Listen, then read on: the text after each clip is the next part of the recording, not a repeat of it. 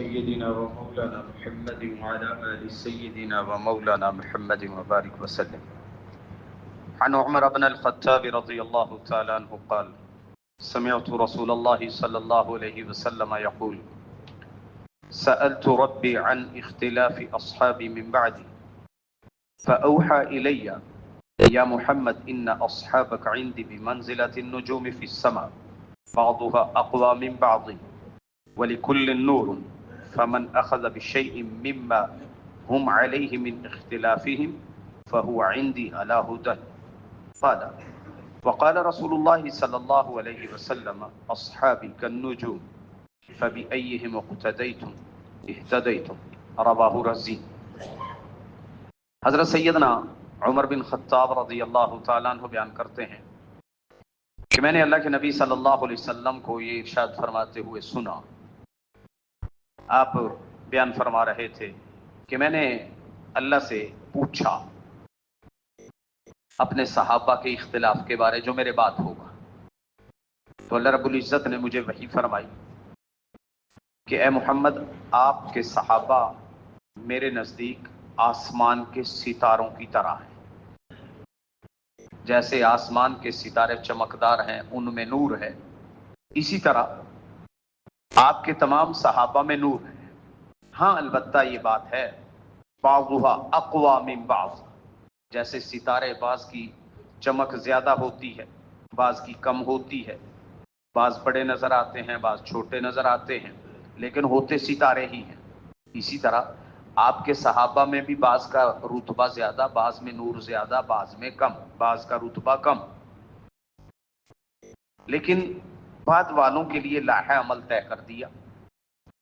فمن اخذ بشیء مما هم علیہ من اختلاف، ان کا جو بھی اختلاف ہوگا، ان کے آپس کے اختلاف کے وقت جو جس کے ساتھ بھی ہوگا فہو عندی علی ہدن، ان کا ساتھ دینے والے میرے نزدیک ہدایت پر ہوں گے. قال، راوی کہتے ہیں، وقال رسول اللہ صلی اللہ علیہ وسلم، اللہ کے نبی صلی اللہ علیہ وسلم نے پھر یہ بات بھی ارشاد فرمائی: اصحابی کالنجوم فبأیہم اقتدیتم اہتدیتم، میرے صحابہ ستاروں کی مانند ہیں، جس کے پیچھے بھی چلو گے راہیاب ہو جاؤ گے. یعنی آپ علیہ الصلوۃ والسلام نے اسپیشلی اختلاف کا تذکرہ فرمایا کہ اختلاف تو ہونا ہے، لیکن اس میں کسی ایک کو حق پہ قرار دے کر دوسرے کو غلط کہنا کہ وہ سراسر غلط ہے، یہ درست نہیں. پھر آج کے ذہن میں سوال پیدا ہوتا ہے، یہ کیسے ہو گیا مولوی صاحب؟ ایک تو ٹھیک ہوگا نا، ایک غلط ہوگا، کوئی ضروری نہیں، دونوں ہی حق پر ہیں. اللہ کے نبی صلی اللہ علیہ وسلم نے صحابہ سے ارشاد فرمایا، غزوہ خندق کے بعد جب کافروں کا لشکر چلا گیا، اتحادی لشکر چلے گئے، بنو قریظہ کا محاصرہ کرنا تھا. لا یصلین احدکم العصر الا فی بنی قریظہ، تم نے عصر بنی قریظہ میں جا کے پڑھنی. اب صحابہ جب چلے، چونکہ ان کی بستی، ان کا محلہ تھوڑے فاصلے پہ تھا، تو نتیجہ یہ نکلا کہ کچھ تو لیٹ ہو گئے، بلکہ اکثر ہی لیٹ ہو گئے. نماز کا ٹائم نکل رہا تھا عصر کا. اب دو گروہ بنے. ایک گروہ نے کہا اللہ کے نبی کا منشا یہ تھا کہ عصر تک پہنچ جانا، اب وہاں تو پہنچ نہیں سکے، نماز خام خواہ کیوں قضا کریں، نماز تو پڑھ لیں. انہوں نے نماز پڑھ لی. دوسرا گروہ انہوں نے کہا اللہ کے نبی نے ارشاد فرمایا تھا کہ عصر تو وہیں پڑھنی ہے، تو ہم رستے میں کیوں پڑھیں. انہوں نے قضا کر دی، وہیں جا کے پڑھی. پھر نبی اکرم صلی اللہ علیہ وسلم نے ارشاد فرمایا دونوں ہی ٹھیک ہو، دونوں ہی ٹھیک ہو. اور جب سیدنا علی رضی اللہ تعالیٰ عنہ سے پوچھا گیا، گویا کہ اللہ کے نبی صلی اللہ علیہ وسلم کی اس حدیث کی وضاحت خود صحابہ نے کیا کی، وہ بھی نبی صلی اللہ علیہ وسلم کے تربیت یافتہ، جن کو بچپن ہی میں ان کے والد سے اللہ کے نبی نے لے لیا تھا، سیدنا علی. انہوں نے جب ان سے سوال پوچھا کہ یہ جو آپس کی جنگ میں مارے گئے ہیں، قتل ہو گئے، ان کا کیا معاملہ ہے؟ نبی علیہ الصلوۃ والسلام نے ارشاد فرمایا قتلاہم و قتلانا فی الجنہ، ان کے مرنے والے بھی، قتل ہونے والے بھی، ہمارے قتل ہونے والے بھی، دونوں ہی جنت میں ہیں۔ اور آپ علیہ الصلوۃ والسلام نے، آپ رضی اللہ تعالیٰ عنہ نے، سیدنا علی رضی اللہ تعالیٰ عنہ نے وہ صحابہ جو مخالف تھے، حضرت سیدنا علی رضی اللہ تعالیٰ عنہ کے خلاف لڑ رہے تھے، ان میں سے دو کا نماز جنازہ خود پڑھایا تھا، خود پڑھایا۔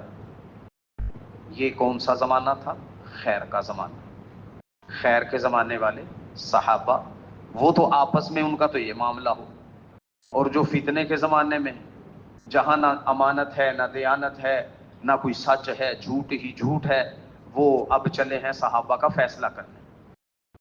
کتنی احمقانہ بات ہے، جن کو امانت دیانت کا زمانہ ہی نہیں ملا ہے، جن کو ہر طرف جھوٹ ہی جھوٹ ملا ہے، جن کو سچ کا پتہ بھی نہیں ہے اچھی طرح سے، وہ اب فیصلے کرنے چلے ہیں صحابہ کے۔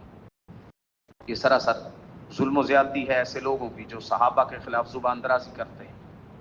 اللہ کے نبی صلی اللہ علیہ وسلم نے، بلکہ اللہ رب العزت نے کیا ارشاد فرمایا کہ فمن اخذ بشیء مما هم علیہ من اختلافهم فهو عندي علی ہدی، جو بھی کسی بھی صحابی کے ساتھ ہوگا میرے نزدیک وہ ہدایت پر ہے۔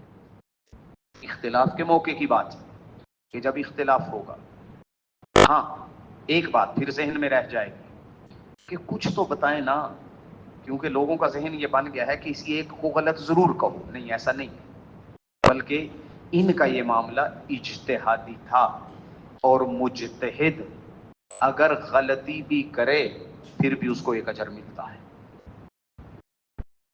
مجتہد اجتہاد کرے، اس سے غلطی ہو جائے پھر بھی اس کو اجر ملتا ہے، اور اگر مجتہد معاملے کی تہ تک پہنچ جائے، یعنی اس سے غلطی نہ ہو، درست اجتہاد ہو، اس کو دگنا اجر ملتا ہے۔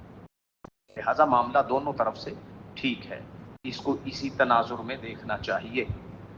صحابہ کو اگر خدا نہ خواستہ کوئی برا کہہ بھی رہا ہے، بدلے میں ان کو برا نہیں کہنا چاہیے، وہ اور بڑھیں گے، وہ اور بڑھیں گے، مزید برا کہیں گے، اور خصوصاً ان کے بغض میں، ان کو غصہ دلانے کے لیے کسی صحابی کے بارے نہیں زبان کھول دینی چاہیے۔ بڑا نازک معاملہ ہے۔ اللہ رب العزت صحابہ کے بارے میں ہمیں بھرپور عقیدت نصیب فرمائے، آمین۔